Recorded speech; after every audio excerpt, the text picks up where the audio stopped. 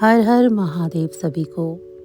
सनातन धर्म में अमावस्या का विशेष महत्व होता है।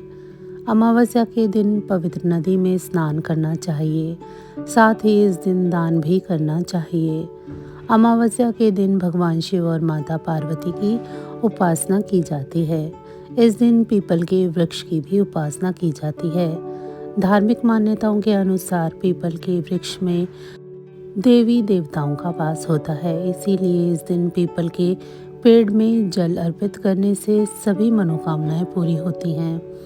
कहते हैं कि अमावस्या व्रत कथा का विशेष महत्व है, तो आइए सुनते हैं अमावस्या व्रत कथा। पौराणिक कथा के अनुसार एक राज्य में एक गरीब ब्राह्मण रहता था।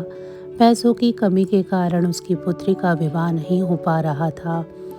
अपनी गरीबी से परेशान होकर एक दिन ब्राह्मण दंपत्ति ने एक साधु से उपाय पूछा, तो साधु ने बताया कि पास के गांव में एक धोबिन है जो अपने बेटे और बहू के साथ रहती है। यदि आपकी बेटी उस धोबिन की सेवा करे तो धोबिन खुश होकर उसे अपनी मांग का सिंदूर दे देगी, जिससे कन्या का विवाह तय हो जाएगा। यह सुनकर कन्या धोबिन के घर जाकर सारा काम करने लगती है और इसका पता धोबिन व उसकी बहू को नहीं चल पाया। एक दिन धोबिन ने अपनी बहू से पूछा कि तुम इतना सारा काम इतनी जल्दी कैसे कर लेती हो? तो बहू बोली, मुझे लगा कि आप यह सारा काम करती हैं। धोबिन चौंक गई और उसकी नज़रें रखना शुरू कर दिया। धोबिन ने जब सुबह उठकर देखा तो एक कन्या चुपचाप उसके घर का सारा काम कर रही थी। कई दिनों तक ऐसा ही चलता रहा। एक दिन धोबिन ने कन्या से कारण पूछा। कन्या ने साधु द्वारा कही गई सारी बातें धोबिन को बता दी। उसकी बात सुनकर धोबिन ने उसे अपनी मांग का सिंदूर दे दिया और उसी समय धोबिन की पति की मृत्यु हो गई। उससे दुखी होकर कन्या घर से निकल पड़ी और एक पीपल के पेड़ के पास पहुंचकर 108 ईंटों के टुकड़े लिए और उन टुकड़ों को 108 बार परिक्रमा करके एक एक बार फेंकने लगी।